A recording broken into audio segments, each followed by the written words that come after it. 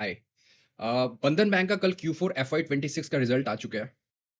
Result मुझे कैसा लगा, ये हम बात करेंगे अभी के वीडियो में। इसके अलावा हम इसका टेक्निकली बात करेंगे और फंडामेंटली बात करेंगे। और वीडियो स्टार्ट होने से पहले मैं एक बात बता देता हूँ कि अगर आप ये वीडियो देख के इस शेयर में कोई भी बाय या सेलिंग कर रहे हैं, तो ऐसा मत करो। मेरा पूरा का पूरा व्यू गलत हो सकता है या बायस्ड हो सकता है। ये मैं डिस्क्लेमर आपको दे देता हूँ।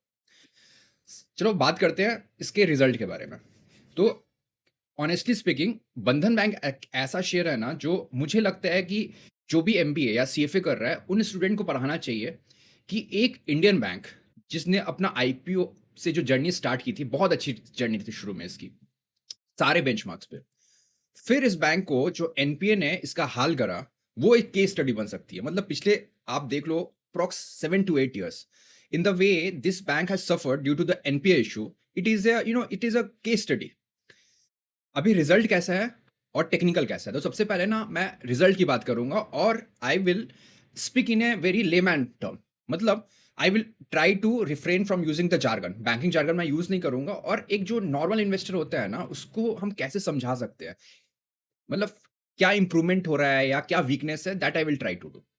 तो सबसे पहले शुरू करते हैं NII, which is what it is, net interest income.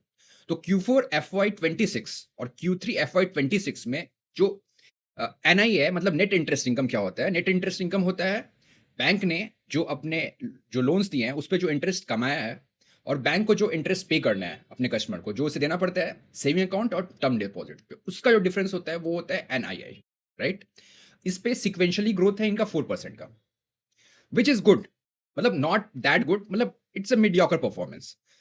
दूसरी चीज है इनका जो एडवांसेस है, एडवांसेस जो लोन ग्रोथ है that is close to 6.75% Q on Q, which is also good. जो चीज मुझे अच्छी लग रही है वो है इनका PAT growth. PAT growth is how much? It is 160% sequentially. मतलब एक 160% सिक्वेंशियली बहुत होता है भाई साहब। एंड मैं पर्सनली बहुत निगेटिव बायस रहा हूं due to the NPA issue for the Bandhan, so मेरे लिए बड़ी पॉजिटिव सरप्राइज है। ठीक है ना? अभी आप बोलोगे, एक कॉमन सेंस लगाना आप, कि बैंक का जो मेन इनकम होता है वो होता है एनआईआई, नेट इंटरेस्ट इनकम। अभी हम नॉन इंटरेस्ट इनकम की बात नहीं करेंगे, जो मेन इनकम है एनआईआई, वो बढ़ा है 4% से। ठीक है? तो ऐसा क्या हुआ कि पैट 160% बढ़ा है? कुछ ना कुछ तो चेंजेस हुए होंगे ना। मतलब अगर रेवेन्यू में बहुत मैसिव चेंज नहीं हो रहा है, तो जो कॉस्टिंग होती है, जो कोर ऑपरेटिंग जो कॉस्ट होता है, उसमें कुछ चेंजेस हुए हैं। तो चेंजेस हुए हैं इनके प्रोविजन में। प्रोविजन क्या होता है कि जब एज ए बैंक आप लोन देते हो, तो सपोज आपने 100 लोगों को लोन दिया, तो आप क्या करते हो ना, आप अपने स्टैंडर्ड असेट के लिए भी, और वो असेट जो डाउटफुल या एनपीओ होने वाला है उनके लिए भी एक पैसा बेंचमार्क करके रखते हो, राइट? एज एन एग्जाम्पल आप ही समझो, अगर आपने 100 लोगों को लोन दिया एज ऑन डेट, तो कोई ना कोई तो साला डिफॉल्ट करेगा। उसी तरह बैंक क्या होती है, बैंक एक प्रोविजनिंग करती है। तो बंधन बैंक के क्यू ऑन क्यू अगर मैं देखूं प्रोविजंस, तो उसमें डेंट आया है 33% का। और प्रोविजनिंग सीक्वेंशियली, मतलब Q4 FY26 से Q3 FY26 में कम हो गई है 387 करोड़।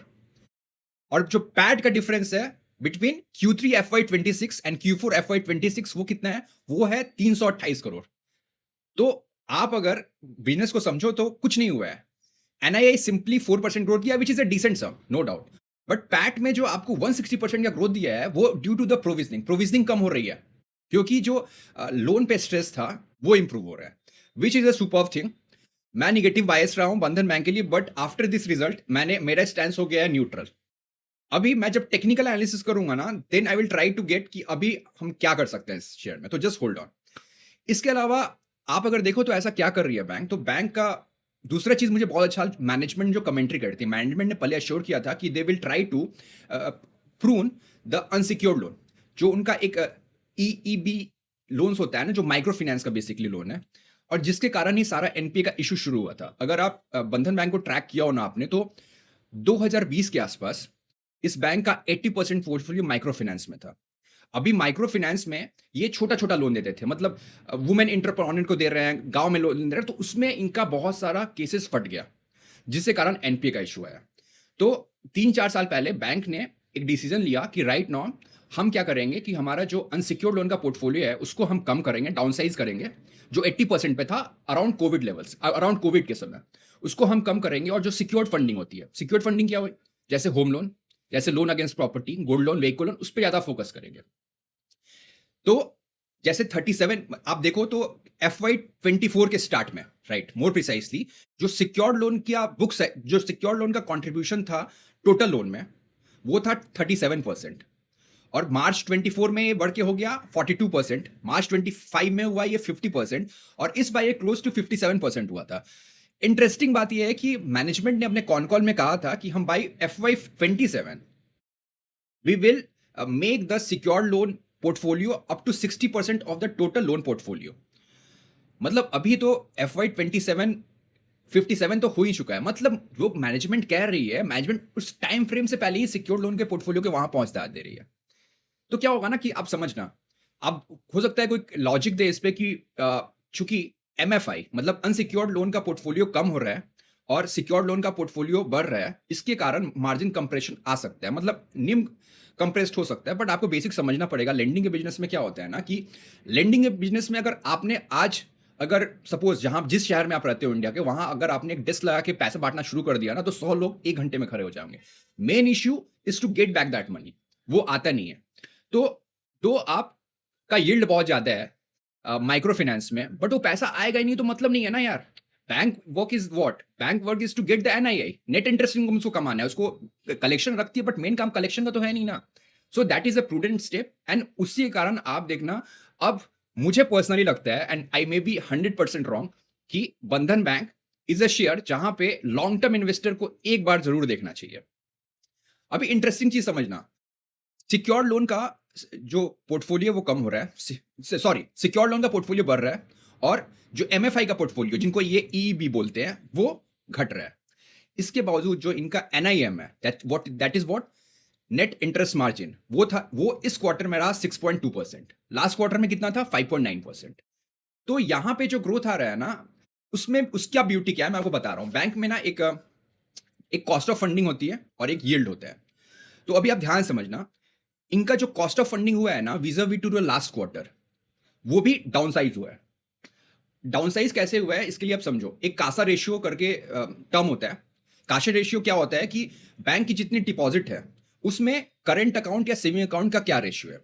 अभी आपको पता है कि जब आप कासा मतलब आप करंट अकाउंट में जाते हो तो उसमें तो इंटरेस्ट ही नहीं मिलता है, और सेविंग अकाउंट में 3 या 4% इंटरेस्ट मिलता है।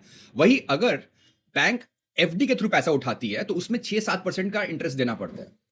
तो बैंक का सीक्वेंशियली कासा रेशियो भी है, वो भी इंप्रूव हुआ है। लाइक इस क्वार्टर में it is close to 30%, last quarter में 27% था। मतलब अगर 100 रुपए लोगों ने डिपॉजिट किए हैं तो उसमें अप्रॉक्स 29 रुपया in the form of the CASA. अभी कासा क्या है, कासा कॉस्ट ऑफ फंडिंग, मतलब चीप कॉस्ट ऑफ फंडिंग मिल रहा है बैंक को, which is a good thing. अभी बंधन बैंक में मुझे क्या लगता है कि as an investor, if suppose is investor, he or she has to look for the stock for the another quarter. ये था इसका एक बेसिक इंफॉर्मेशन फंडामेंटल पे। अब हम चलते हैं और इसका समझते हैं, इसका जो टेक्निकल है वो कैसे काम कर रहा है।